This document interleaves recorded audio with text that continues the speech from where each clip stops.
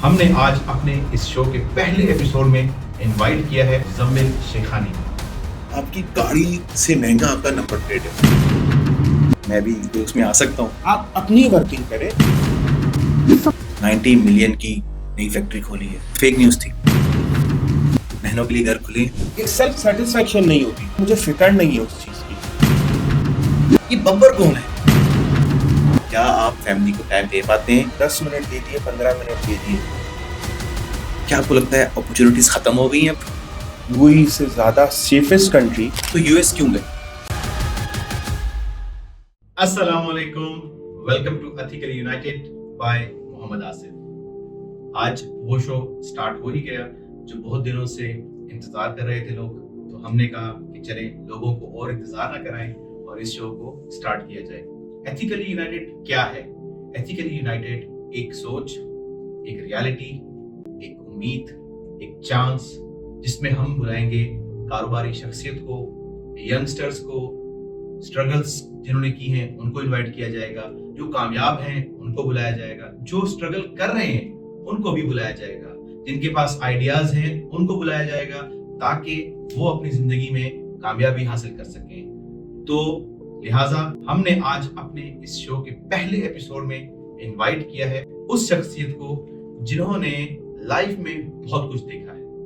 पाकिस्तान में थे, पाकिस्तान से दुबई आए, दुबई से यूएस, यूएस से वापस दुबई में, और आज यहाँ पर बहुत बड़ी इंडस्ट्री चला रहे हैं।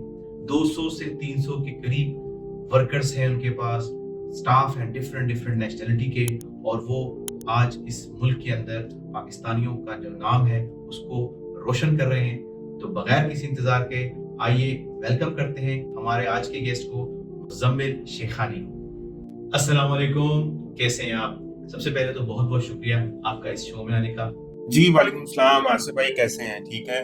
आपका बहुत बहुत शुक्रिया कि आपने मुझे इसमें इनवाइट किया। Thank you very much.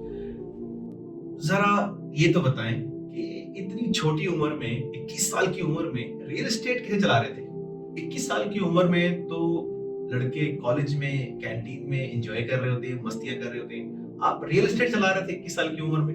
सिर्फ काम तो हम 14-15 साल की एज से कर रहे हैं। हमारा बैकग्राउंड मेमन फैमिली से है, तो उसके अंदर जो है एज नहीं देखी जाती काम के लिए। उसके अंदर देखा जाता है कि क्या डेस्परेशन है, किस तरीके से वो करना चाहता है। एक फ्री हैंड दिया जाता है हम लोगों को काम के लिए। तो 21 साल तो बहुत ज्यादा होते हैं। मस्तियां भी की हैं, कैंटीन्स में भी बैठे हैं, लेकिन एक रिस्पॉन्सिबिलिटी होती है फैमिली की तरफ से, एक रिस्पॉन्सिबिलिटी होती है अपनी तरफ से कि हमेशा से मेरा ये रहा है कि हम काम करके खुद कमा कर चीजों को आगे बढ़ाएं। तो एंजॉय भी किया है, रियल एस्टेट का काम भी किया, इंडस्ट्री भी चलाई और अभी भी चला रहे। कैसा था आपके लिए जब फैमिली शिफ्ट हुई पाकिस्तान से यूएई में 90s में? तो वो लाइफस्टाइल चेंज हुआ, यहाँ पे एक नया लाइफस्टाइल, नया सेटअप, स्ट्रगल हुई होगी, काफी मुश्किलात आई होंगी। मैंने अपनी स्कूलिंग खत्म की 2004 के अंदर। फैमिली मेरी जो है वो 99 के अंदर मूव हो गई थी यहाँ पर। मैंने अपनी स्कूलिंग कंप्लीट की, फिर यहाँ पर आके 2004 के अंदर यूनिवर्सिटी ज्वाइन की। तो उस वक्त तो मेरे लिए कोई स्ट्रगलिंग फेज नहीं था, हाँ, लेकिन यूएई एक न्यू डेवलपमेंट की तरफ जा रहा था। तो मैंने यूएई को बढ़ते हुए देखा है अपनी आंखों से कि वो किस तरीके से चेंज हुआ है।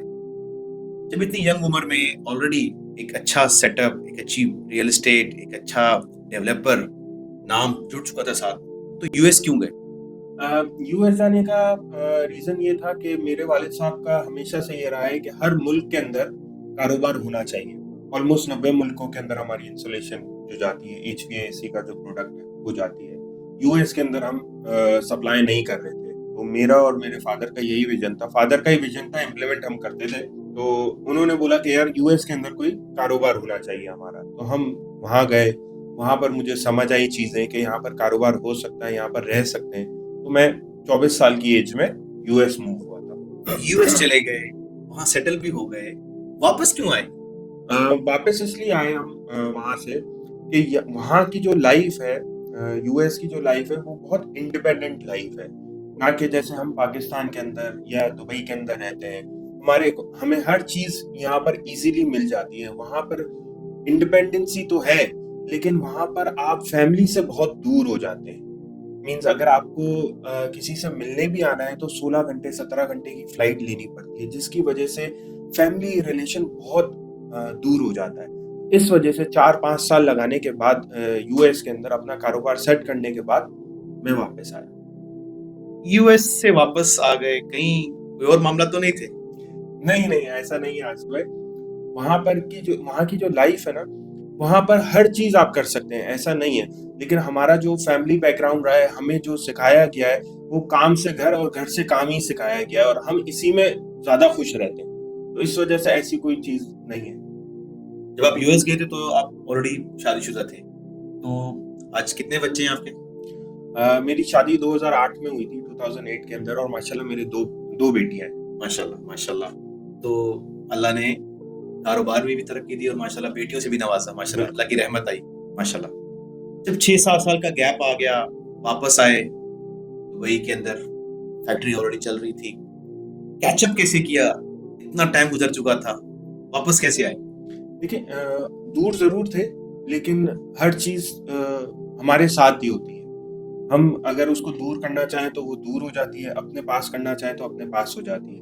तो बिजनेस हमारे अंदर ही है, हमारे खून के अंदर है। तो कोई भी चीज कैचअप करना या उसको समझना मुश्किल नहीं होता, जहां तक कि आपका इंटरेस्ट ना। अगर आपका इंटरेस्ट है उस चीज के अंदर, तो आपको विद इन डेज आप चीजों को कैचअप कर लेते हैं। फादर का कारोबार था, उनके जाने के बाद मोस्टली लोग इधर उधर हो जाते हैं। आप माशाल्लाह से 4 भाई हैं, आज भी साथ कैसे हैं? अच्छा भाई, इसका बहुत ही एक सिंपल सा जवाब है।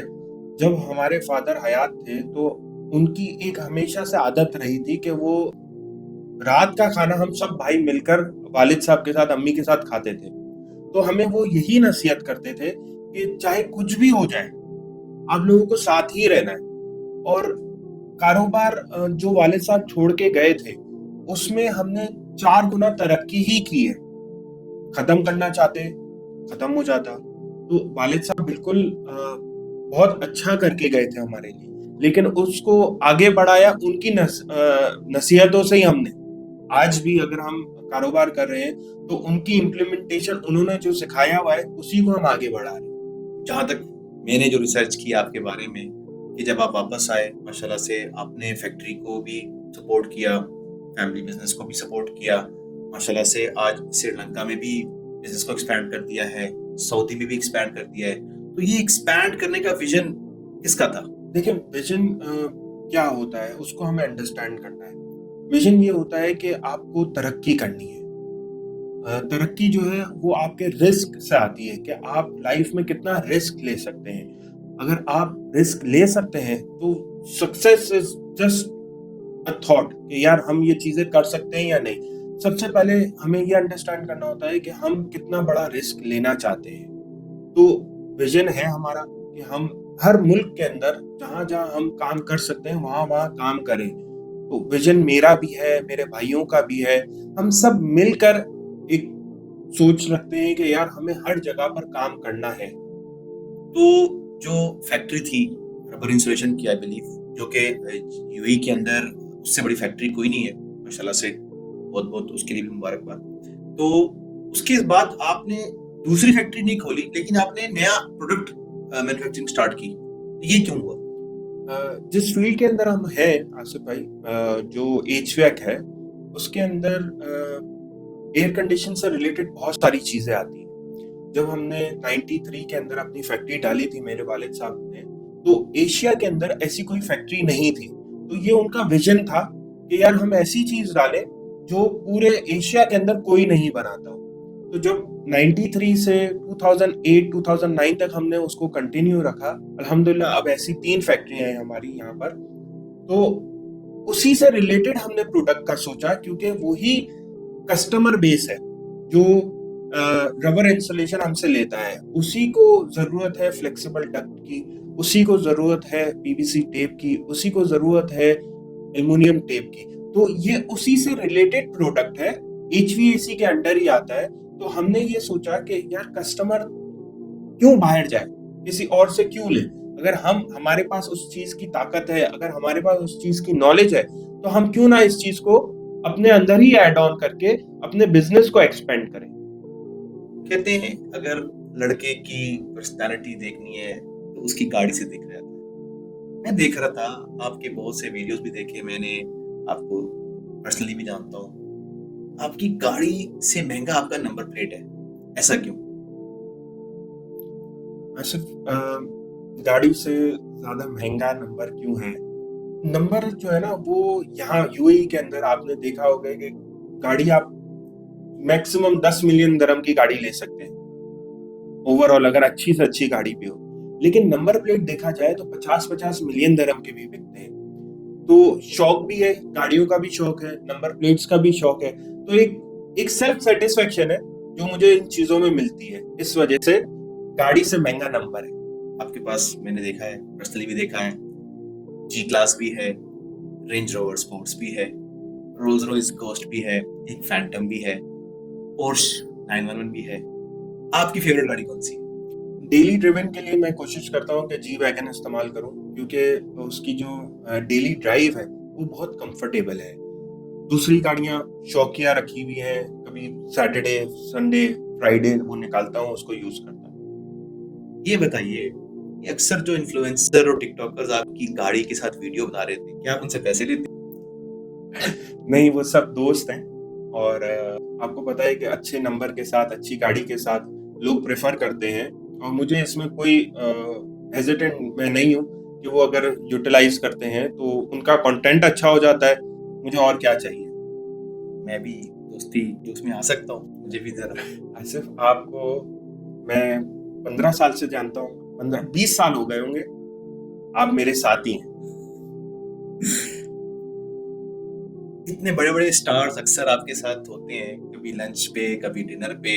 मैंने कभी आपको सेल्फी बनाते नहीं देखा उनके साथ, तो ये क्या वजह है? ये गुरूर है या कोई और चीज? आप मेरे साथ होते थे पहले तो आपको आइडिया होगा कि गुरूर तो अल्लाह का बहुत बहुत करम है, कभी गुरूर नहीं किया, इसीलिए आज इतनी तरक्की करके इतना काम करके यहाँ बैठे हुए हैं। एक सेल्फ सेटिस्फेक्शन नहीं होती, कभी ये फील नहीं हुआ, कभी ये फील नहीं किया कि मैं किसी से बड़ा हूँ या किसी से छोटा हूँ। तो इस वजह से कभी मेरा इंटरेस्ट ही नहीं रहा कि मैं किसी के साथ सेल्फी लूं या किसी के साथ पिक्चर लूं। आते हैं आपके कारोबार की तरफ एक दफा फिर। 200 के आसपास स्टाफ है, डिफरेंट नेशनैलिटीज हैं, पाकिस्तानी, इंडियन, श्रीलंकन। किस तरह के बॉस हैं आप? सख्त वाले, नरम वाले? अब बिजनेस को ग्रो करने के लिए आपके अंदर जो है ना वो नेचर होना चाहिए कि आप सबको फॉरगिव करें। जब आप फॉरगिव करना सीखते हैं ना तो आपका बिजनेस, आपकी पर्सनालिटी, आपका काम करने का तरीका चेंज होता है। तो अगर मेरे पास 20-20 साल पुराने एम्प्लॉइज हैं तो वो आपको सही इस चीज का जवाब दे सकते हैं कि मैं किस तरीके का बॉस हूँ। मुझे पर्सनली ऐसा लगता है कि मैं बहुत इजी टू गो बॉस हूँ। अभी रिसेंटली न्यूज में आया था कि 90 मिलियन की नई फैक्ट्री खोली है। ये वाकई खोली है या सिर्फ फेक न्यूज थी? आसिफ भाई, जब हमने ओपनिंग की थी फैक्ट्री की तो बहुत सारे लोग आए थे उसके अंदर ओपनिंग में। तो फिगर तो 90 मिलियन हमने डिस्क्लोज नहीं किया था, वो फिगर गवर्नमेंट की तरफ से आया था और उन्होंने आकर ये बताया था कि यार आप लोगों की कंपनी की वर्थ ये है। आज उस कंपनी की वर्थ 100 मिलियन से ऊपर है। जितना हम काम करते हैं, जितना हम कोशिश करते हैं काम करने की, अल्लाह ताला उसी में इतनी बरकत दे देता है कि हम कभी नंबर्स की तरफ नहीं जाते, हम अपनी मेहनत को देखते हैं कि हम अपनी मेहनत कितनी कर रहे हैं। बहुत से लोग पैसा कमाने की तरफ जाते हैं। आप आज मैं देखता हूं तो ब्रांड स्टेब्लिश है, ये ब्रांड स्टेब्लिश की तरफ क्यों रहे आप लोग? पैसा कमाने की तरफ क्यों नहीं गए? सेल्फ सेटिस्फेक्शन, जैसे मैंने पहले बोला आसिफ, कि पैसा कमाना मुश्किल नहीं है, रिस्पेक्ट कमाना मुश्किल है। तो हमारा जो हमेशा से बैकग्राउंड रहा है या हमारे फादर की जो टीचिंग है वो यही रही है कि आपको रिस्पेक्ट कमानी है। लोगों की रिस्पेक्ट, चाहे वो छोटे हों या बड़े हों, आपने एक मर्तबा उनकी इज्जत कमा ली ना तो आप जिंदगी भर पैसे में खेलते रहोगे। तो पैसा हमारा कभी मोटिव नहीं रहा, रिस्पेक्ट हमारी मोटिव है। मुझे अच्छी तरह पता है, मैंने विजिट भी किया है। एक घर आपका पाम में है, एक मेडोज में है। आप अजमान में क्यों रहते हैं? अजमान में रहने का दिलचस्प टॉपिक है। लोग मुझे यही सवाल करते हैं कि आपके पास दुबई में भी घर है, 2-3 घर दुबई के अंदर हैं, अजमान में भी आपके पास घर है, तो अजमान क्यों? अजमान हमेशा से हमारा फेवरेट रहा है। वो रीज़न ये है कि मेरे वालिद साहब और मेरी वालदा वो अजमान में ही रहते थे। तो और हमारा मोस्टली जो कारोबार है वो अजमान से ही रिलेटेड है। हमारी जितनी भी इंडस्ट्रीज है वो अजमान के अंदर ही है। तो हमारे लिए प्रेफर अजमान ही रहा है हमेशा से। आज बहनें आती होंगी घर, आपकी आज वालदा नहीं है, वालिद भी नहीं है, तो बहनों के लिए घर खुले हैं। हमेशा से, जैसे अब वालदा नहीं है तो बहनें ही हमारी माँ, तो हमेशा से उनके लिए दरवाजे खुले। खासकर हमारी कम्युनिटी में बहनों को अक्सर तंग किया जाता है, तो क्या मैसेज देना चाहेंगे आप खासकर कारोबारी लोगों को या जो कारोबार नहीं भी करते कि बहनों के साथ किस तरह का सलूक किया जाए? सिर्फ बहनें जो होती है ना वो बहुत सॉफ्ट और बहुत काइंड एक रिश्ता होता है। तो जो बहनों की कदर नहीं करते, मैं ये समझता हूँ कि उन्होंने कोई एजुकेशन जितनी भी ली हुई हो वो इससे महरूम है। उनको आइडिया नहीं है कि बहनों के हुकूक क्या है, भाइयों के हुकूक क्या है। मैं ये समझता हूँ कि हमेशा आपको अपने मदर फादर के बाद भाइयों से ज्यादा बहनों का रखना जरूरी है। इतने साल हो गए यूएई में माशाल्लाह से, क्या लगता है आजकल लोग कह रहे हैं यूएई खत्म हो गया, ऐसा हो गया, आपको क्या लगता है? आप तो पुराने रहने वाले हैं यहाँ पे। यूएई के अंदर आपने देखा होगा 2010 के अंदर बूम आया, 2016 के अंदर बूम आया, बहुत लोग आए, बहुत लोग चले गए। हमारा कंस्ट्रक्शन का काम भी है, रियल एस्टेट डेवलपमेंट का काम है, तो हम अपनी जगह पे ही रहे। वो रीजन ये था कि हमने उतना ही कारोबार किया जितना हम बर्दाश्त कर सकते थे। वो लोग जिन्होंने एक्स्ट्रा ऑर्डिनरी काम किया, जो अपनी ताकत से कहीं ज्यादा काम किया, हाँ फॉर वक्त उनका नाम बहुत हुआ, लेकिन आज 2024 में वो कहीं भी नहीं। रीजन ये है उनका कि आप उतना ही काम करो जितना आप बर्दाश्त कर सकते हैं। यूएई को आप कितना सेफ समझते हैं? मैं समझता हूँ पूरी दुनिया के अंदर यूएई से ज्यादा सेफेस्ट कंट्री कारोबार में, रहने के लिहाज से, कल्चरल वाइज ऐसा कोई मुल्क नहीं है। मैं तो यूएस भी रहा 5-6 साल, लेकिन मैं वापस इसी रीजन से आया कि यहाँ का जो कल्चर है, यहाँ का जो एनवायरनमेंट है, कि जैसा मेरी 2 बेटियां हैं छोटी, तो वो अगर रात को 4 बजे भी कहीं निकलेंगी तो मुझे फिक्र नहीं है उस चीज की। इस हाइनेस का भी यही मैसेज था कि अगर रात के टाइम पे औरत अकेली घूम रही है तो समझ जाओ कि वो यूएई में है। आने वाली यंग जनरेशन कारोबार करना चाहती है, जॉब को बुरा समझते हैं, उनके लिए क्या मैसेज देंगे आप? जो आज की जनरेशन है उनको तो पहले कहते हैं कि अपना किबला दुरुस्त करना पड़ेगा। वो इसलिए कहते हैं कि वो बहुत जल्दी इंस्पायर हो जाते हैं किसी से भी, ना वो अपनी वर्किंग करते हैं, ना वो इवेल्युएट करते हैं कि मैं अगर ये कारोबार करूंगा या ये चीज देखूंगा तो मुझे इसमें क्या फायदा होगा, क्या नुकसान होगा। टिकटॉक पे देख लिया, इंस्टा पे देख लिया, फेसबुक पे देख लिया, 4 लोगों के साथ बैठ के एक मशवरा कर लिया, उसको ये समझते हैं कि ये सक्सेस है। ऐसा नहीं होता। ऐसा नहीं है कि कल पैसा आ गया सबके पास। बहुत स्ट्रगलिंग करने के बाद, बहुत मेहनत करने के बाद, बहुत रातें जाग कर मेहनत करने के बाद वो सक्सेस होते हैं। तो मेरी तो आज के जो नए एंटरप्रेन्योर्स हैं या जो लोग आज कारोबार करना चाहते हैं, उनके लिए यही मशवरा है कि आप किसी से इंस्पायर ना हो इतनी जल्दी। आप अपनी वर्किंग करें, आप अपने आप को इवेल्युएट करें कि आप वो वाकई काम कर सकते हैं या नहीं, तो वो फिर सक्सेस हो सकता है। इन बातों में मुझे याद आया, ये बब्बर कौन है? अच्छा भाई, मेरा हमेशा से जो लगाव रहा है वो एनिमल्स के साथ बहुत रहा है। तो पिछले 4-5 साल से मैं रेस कर रहा हूँ लायंस को पाकिस्तान के अंदर। वो रीज़न ये है कि पाकिस्तान के अंदर बहुत ज़्यादा इन्वायरमेंटल को देखकर चीज़ें ख़राब हो रही थी इन टर्म्स ऑफ एनिमल। और जैसे लोग कहते हैं कि यार कैप्टिव चीज़ है, घर के अंदर पली हुई है, आप उनको जंगल में छोड़ दो। तो जो भी चीज़ आप घर में पालते हैं वो जंगल में सरवाइव नहीं कर सकती। वो रीज़न इसका ये होता है कि उसकी वो आदत ही नहीं रही। तो इस वजह से जो हम रेस्क्यू करते हैं पाकिस्तान के अंदर, बहुत सारे लोगों ने छोटे छोटे केजेस के अंदर, छोटी छोटी जगहों के अंदर लायंस रखे हुए हैं, डियर्स रखे हुए हैं, बहुत दूसरे डिफरेंट काइंड्स ऑफ एनिमल्स रखे हुए, उनको हम रेस्क्यू करके उनको हम एक सेफ एनवायरनमेंट देते हैं पाकिस्तान के अंदर, कराची के अंदर। और लायन जो मेरा है उसका नाम बब्बर है। मैंने पिक्चर्स देखी हैं, कुछ वीडियोस भी देखी हैं, वो वाइट है, मतलब बहुत ही खूबसूरत किस्म का। हालांकि लोग नॉर्मली शेर को खूबसूरत नहीं कहते, खौफनाक कहते हैं, लेकिन वो बहुत खूबसूरत शेर है। तो वो कहाँ से मिला आपको? जी, वो हमने लाहौर से रेस्क्यू किया था। एक जगह के ऊपर पड़ा हुआ था, बहुत ही छोटी जगह के ऊपर, और काफी अरसे तक उसको खाना भी नहीं दिया गया था। बस बाय नाम जिंदा रखने के लिए उसको खाना दिया जा रहा था। तो वहां से हमने रेस्क्यू करके कराची मूव किया था। और अब माशाल्लाह 2-3 साल बाद वो इतना खूबसूरत, जब उसका वजूद आया है अपने अंदर, तो इतना खूबसूरत है वो। आपको मैं वीडियोस भी दिखाऊंगा उसकी कि वो मेरे साथ कितना फ्रेंडली है। फैक्ट्रियां चला रहे हैं, गाड़ियां का शौक है, बब्बर शेर रखा हुआ है, क्रिकेट भी खेलते हो? बस अपने लिए टाइम निकालना जरूरी है।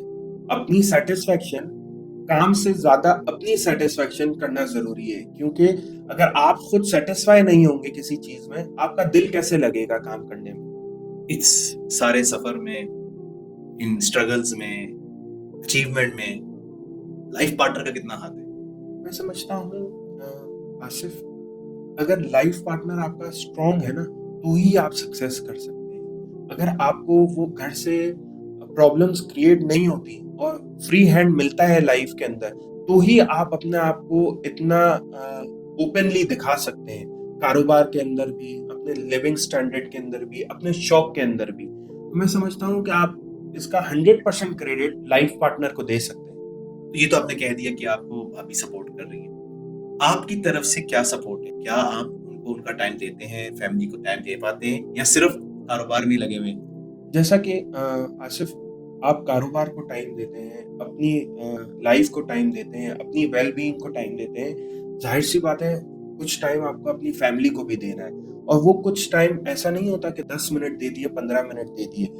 हमेशा से एक मेरे अंदर जो रहा है क्वालिटी, मैं अपनी बात करूंगा कि अगर मैं ऑफिस से आता हूँ, तो मैं ऑफिस से जब घर जाता हूँ, तो मेरी कोई ऑफिस की डिस्कशन घर पे नहीं होती।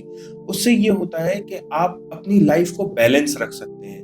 तो जो 8-10 घंटे घर के अंदर गुजरते हैं, वो बच्चों के साथ, फैमिली के साथ, भाइयों के साथ, उन्हीं में वो टाइम स्पेंड होता है। 2010 दोपहर का टाइम, एक फैक्ट्री जो 90 कंट्रीज को सप्लाई कर रही है, ब्रांड बन चुका था, सब कुछ जल गया था, आग लग गई थी, वर्कर्स परेशान हो गए थे, सारा माल जल गया, मशीनरी जल गई। दोबारा कैसे खड़ा किया? आसिफ, अगर आपको याद हो, जब 2010 के अंदर फैक्ट्री में फायर इंसिडेंट हुआ था, तो हम लोग यहाँ पर नहीं थे। मैं और मेरे फादर यूएस के अंदर थे उनके ट्रीटमेंट के लिए। तो किसने सारी चीजें देखी यहाँ पर? हमारी लेबर्स थी, हमारे एम्प्लॉइज थे, वो ही सारी चीजें देख रहे थे। तो एक सेल्फ सेटिस्फेक्शन होती है चीजों की कि यार हमारे ना होने के बावजूद हमारे एम्प्लॉइज, हमारी लेबर, हमारे वेल विशर यहाँ पर खड़े हुए हैं। तो मैं ये समझता हूँ कि ये उन्हीं की दुआएं हैं, उन्हीं की ताकत है। हमने तो वो वक्त देखा कि जब हमारे पास कुछ भी नहीं था, जब फैक्ट्री में आग लगी तो हम जीरो पे खड़े हुए थे। तो वहीं से हमने वापस से स्टार्ट किया। ये लोगों का ट्रस्ट था, ये जो 90 कंट्रीज के अंदर हम सप्लाई करते थे उनका ट्रस्ट था, ये हमारी फैमिली के लोगों की दुआएं थी कि हम आज वापस से उस एक फैक्ट्री से 3 फैक्ट्रियों को चला रहे हैं। आग लगी थी, वैलिड रीजन था, कुछ काम नहीं था, वर्कर्स को वापस क्यों नहीं भेजा? इतने साल 93 से लेके 2010 के अंदर जब फैक्ट्री में आग लगी, 17 साल उन्होंने हमें साथ दिया। तो 7-8 महीने क्या हम सैलरी भी नहीं दे सकते थे?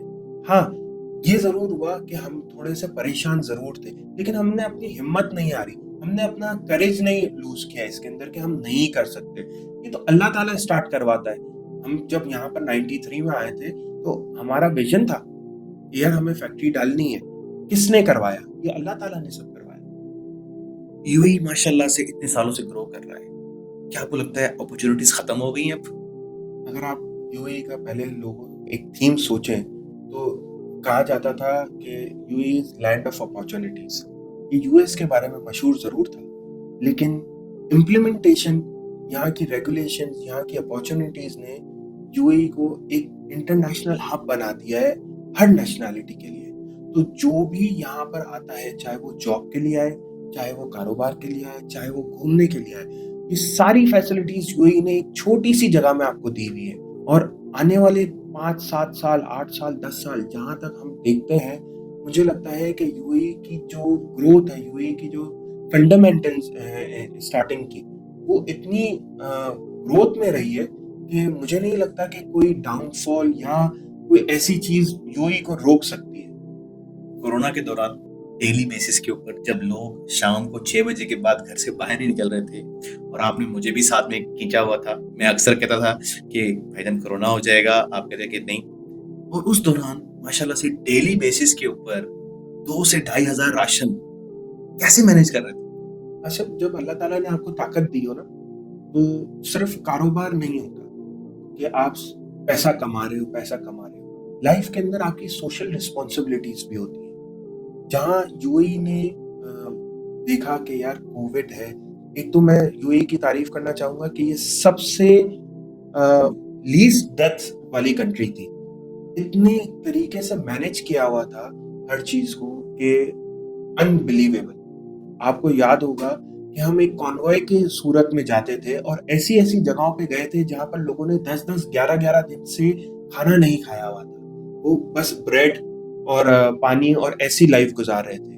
तो यूएई को हमने प्रपोज किया कि यार ये बहुत सारे एरियाज हैं जहां पर अभी भी नहीं पहुंच रही, लेबर तबका है, उनका कौन ख्याल रख रहा है। तो यूएई ने एक टीम तश्कील दी और हमें उसमें इन्वॉल्व किया। बोला कि अगर आप लोग इस चीज को टेक केयर कर सकते हो, करो।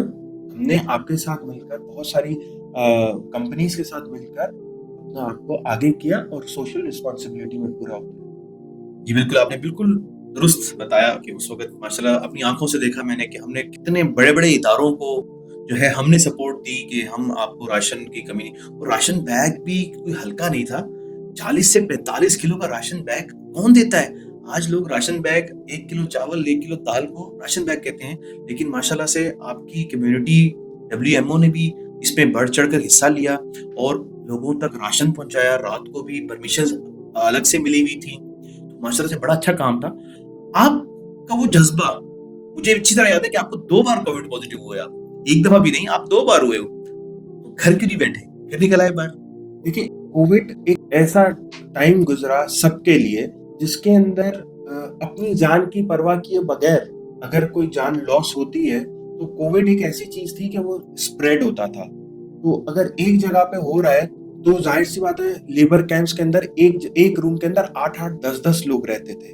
तो वो 8-10 लोग एक साथ कोविड का शिकार हो जाते थे। हाँ, जब मुझे कोविड हुआ तो मैंने अपने आप को आइसोलेट रखा।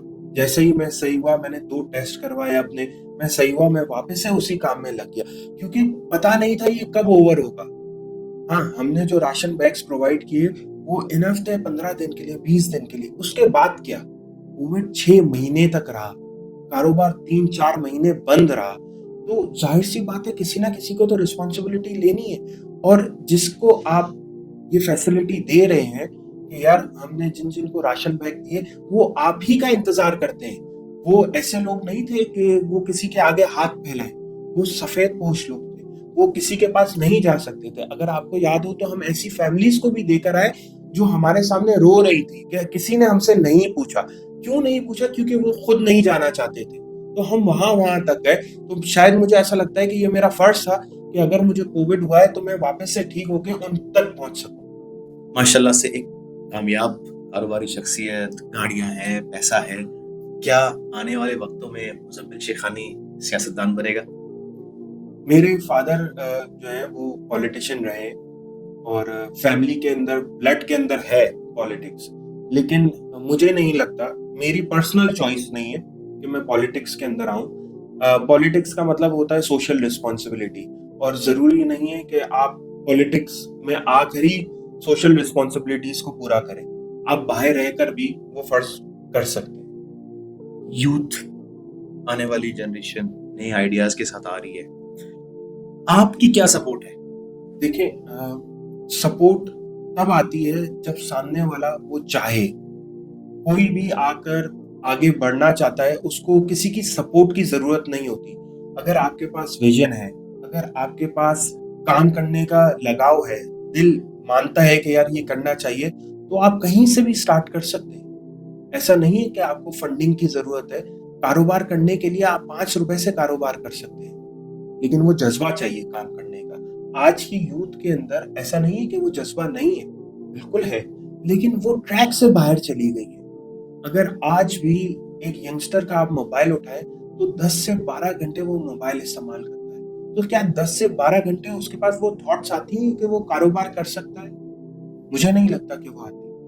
आपकी माशाल्लाह से 3 फैक्ट्रियां हैं, 2 यूएई में हैं, तो स्टूडेंट्स की इंटर्नशिप वगैरह करवाते हैं आप लोग? जी बिल्कुल करवाते हैं। यूएई के अंदर स्काईलाइन यूनिवर्सिटी है, यूनिवर्सिटी ऑफ वोलोंगोंग है।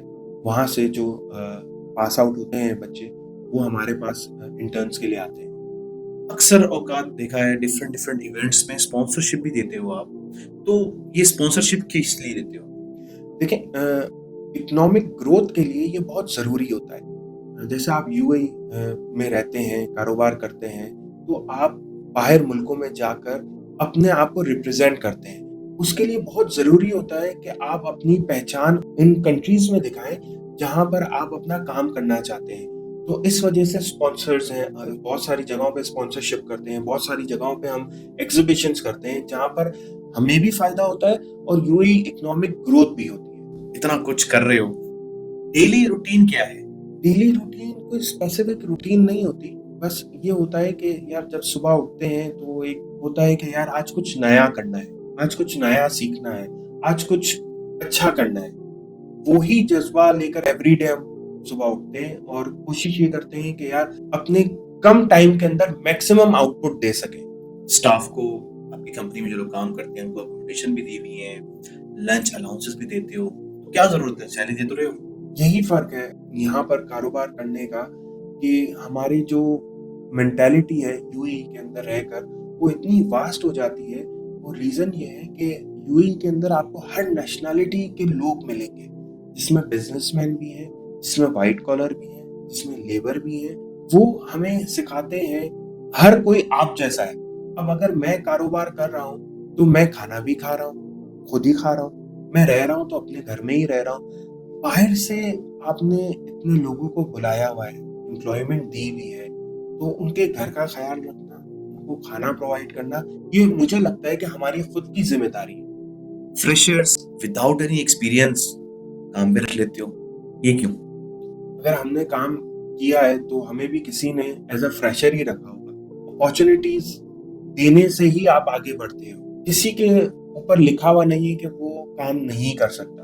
अगर आप अपॉर्चुनिटी देंगे, चाहे वो फ्रेशर हो या एक्सपीरियंस्ड हो, आपको अपॉर्चुनिटीज देनी है। तो मैं समझता हूँ कि जब तक आप किसी के साथ काम करके नहीं देखेंगे, आपको कैसे पता चलेगा कि वो आपके लिए सही है या गलत। मुजम्मिल शेखानी की मैं अगर देखूं, नेट वर्थ देखूं, घड़ी कौन सी पहनते हो, रोलेक्स या रिचर्ड? घड़ियों का भी शौक है और मेरी फेवरेट हमेशा से रोलेक्स ही रही है।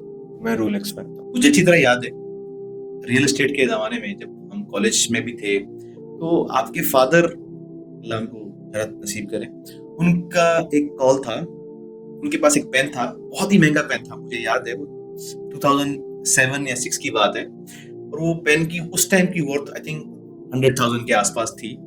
तो मैंने उनको पूछा था कि पापा ये पेन क्या है, खास बात क्या है? तो उन्होंने पेन निकाल के साफ कह दिया कि बेटा ये पेन बहुत महंगा है, लेकिन ये तुम्हारा वक्त नहीं बदल सकता। तो वो लाइन काफी डीप है। आपको क्या लगता है कि वो उनकी वो लाइन सही थी, वो सोच सही थी? देखें, जो भी हमारी अपब्रिंगिंग हुई है वो हमारे फादर से ही हुई है। जिस एज के अंदर अभी हम बैठे हुए हैं तो हम वही सोचते हैं, वही थिंक करते हैं और उसी चीज को कोशिश करते हैं कि आज के दौर में वो कैसे इम्प्लीमेंट हो सकती है। तो बिल्कुल उनका कहना सही था। कहते हैं कि भाई घड़ी जो है आप अच्छी पहन लो, महंगी पहन लो या सस्ती पहन लो, वक्त वही बताती है। लेकिन अगर आप अफोर्ड कर सकते हो वो चीज, अगर आपको वो चीज खुश करती है, अगर वो आपको कंफर्टेबल फील कराती है, तो आप बिल्कुल पहन सकते हो। आज के यंगस्टर्स बहुत जल्दी शॉर्टकट से सक्सेसफुल होना चाहते हैं। आपकी नजर में सक्सेस क्या है? मेरी नजर में सक्सेस जो है ना, वो किसी भी चीज को अडेप्ट करना है। कि आप उसको किस तरीके से देखते हैं। सक्सेसफुल होना मसला नहीं है, फेलियर को एक्सेप्ट करना आज की जनरेशन नहीं सीखती। अगर आप ये समझ लेते हैं कि failure is part of success, तो आप सक्सेस हो सकते हैं। वेकेशंस के लिए कहाँ जाना पसंद करता है मुजम्मिल शेखानी? मैं एनिमल लवर हूँ, तो मेरी कोशिश ये होती है कि पार्ट्स ऑफ अफ्रीका है, कीनिया है, नाइजीरिया है, तंजानिया है, साउथ अफ्रीका है, तो इस जगह पे मैं अपनी वेकेशन ज्यादा स्पेंड करता हूँ। यूएई टूरिस्ट कंट्री है, टूरिस्ट के लिए सेफेस्ट कंट्री है। आपको क्या लगता है कि आपके ऊपर क्या जिम्मेदारी होती है अगर आप रोड पे यहाँ चलते हुए किसी मॉल में टूरिस्ट देखते हो या अपनी कम्युनिटी के लोग देखते हो? देखिए, लॉ एंड ऑर्डर यहाँ का इतना कन्फाइंड हुआ है, जो भी बंदा आता है यहाँ पर उसको सराउंडिंग इतनी अच्छी मिलती है कि वो मजबूर हो जाता है या वो अपनी रिस्पॉन्सिबिलिटी खुद समझता है कि मुझे कचरा अगर नीचे फेंकना है तो मैं खुद डस्टबिन में डाल दूं। जैसे हम पाकिस्तान, इंडिया, बांग्लादेश इन कंट्रीज में देखते हैं कि ना कोई लॉ एंड ऑर्डर है, तो वो अपनी रिस्पॉन्सिबिलिटी समझ लेते हैं कि जहाँ कचरे का ढेर पड़ा हुआ है वही कचरा फेंक। यहाँ पर वो चीजें आपको नहीं मिलती। वो रीजन ये है कि यूएई गवर्नमेंट ने अपनी कंट्री को इतना अच्छा प्रेजेंट किया हुआ है दूसरों के सामने कि उनकी सोशल रिस्पॉन्सिबिलिटी ये हो जाती है, जो भी टूरिस्ट आता है, कि यार हर जगह आपको कचरे के डब्बे मिल रहे हैं, गार्बेज बिन्स मिल रहे हैं। अब तो यहाँ तक ये हो गया है कि प्लास्टिक जो वेस्ट दूसरे प्रोडक्ट्स हैं उनके सबके अलग अलग डस्टबिन बने हुए। तो मुझे लगता है कि यहाँ पर तो किसी को कुछ करने की जरूरत ही नहीं है, आप खुद जाकर अपनी पसंद से हर चीज कर सकते हैं। अच्छी खासी प्रॉपर्टी है, मिलियंस की प्रॉपर्टी है, कहीं भी जाके सुकून से जिंदगी गुजार सकते हैं। ये फैक्ट्री वगैरह क्यों चला रहे हैं? देखिए, दिलचस्प चीज ये है कि जब हमने 93 में ये फैक्ट्री डाली थी वालिद साहब ने, तो एशिया के अंदर ऐसी कोई फैक्ट्री नहीं थी। तो हमेशा से हमारा मोटिव यही रहा है कि वो अलग चीजें करें जो दुनिया के अंदर बहुत लिमिटेड हो। तो फैक्ट्री मैं समझता हूँ कि मेरे लिए तो बेबी है, तो क्या हमें अपने बेबी को अलग कर देना चाहिए? तो मुझे तो नहीं लगता। और अगर जिंदगी रही और अगर मुझे अल्लाह ताला ने और हिम्मत दी तो मैं और भी फैक्ट्रियां इस तरीके की लगाऊं। Thank you very much Muzammil Shekhani साहब, बहुत बहुत शुक्रिया। आपने हमें जो है वो टाइम दिया और आपने हमें बहुत कुछ बताया, जो बहुत सी चीज़ें हम नहीं जानते थे, हमारी ऑडियंस भी नहीं जानती थी, आपने अपने बारे में बताई। बहुत अच्छा लगा कि आप माशाल्लाह से कम्युनिटी के लिए इतना अच्छा काम कर रहे हैं, ना सिर्फ पैसे की हद तक बल्कि सपोर्टिंग हैंड भी कर रहे हैं। अल्लाह आपको और तरक्की दे, अल्लाह आपको और कामयाब करे। थैंक यू आसिफ भाई, मैं आपको कॉन्ग्रेचुलेट करना चाहूँगा। ये आपका पहला शो है, अल्लाह ताला हजारों ऐसे शो आपसे करवाए। माशाल्लाह आपके पास बहुत पोटेंशियल है हर चीज़ के अंदर। आप खुद इतनी चीज़ों के अंदर बिजी रहते हैं। आपने मेरा तारुफ तो बहुत लिमिटेड किया, लेकिन अगर मैं आपका तारुफ करना चाहूँ तो मेरे पास तो अल्फाज नहीं है। तो अल्लाह ताला आपको और तरक्की दे, अल्लाह ताला इस पॉडकास्ट को अल्लाह ताला और कंटिन्यू रखे। आमीन आमीन। हमारी ऑडियंस को मैं बता दूं कि ये जो पॉडकास्ट का आइडिया था, आज से तकरीबन कोई 8-9 महीने पहले हम एक जगह बैठे हुए थे, अचानक इन्होंने मुझे कहा तुम पॉडकास्ट क्यों नहीं स्टार्ट करते? तो वो बात जहन में थी, तो मैंने पॉडकास्ट है जो है वो आज अपना एक स्टूडियो तैयार कर लिया और अल्हम्दुलिल्लाह से अल्लाह का शुक्र है कि आज मेरे पहले गेस्ट भी जो है वो मुजम्मिल शेखानी ही बने। इन्होंने बहुत इज्जत नवाजी और इनसे सिर्फ पॉडकास्ट नहीं बहुत कुछ सीखा है, कारोबार के हवाले से, काम के हवाले से, डिफरेंट नेशनलिटीज से किस तरह डील करना है, बाहर की मार्केट में कैसे जाना है। तो ये इन्होंने बहुत सपोर्ट किया है इसमें मुझे। तो यही मेरी भी एक ख्वाहिश थी कि मेरे शो में जो है वो मेरे पहले गेस्ट वो मुजम्मिल शेखानी हो।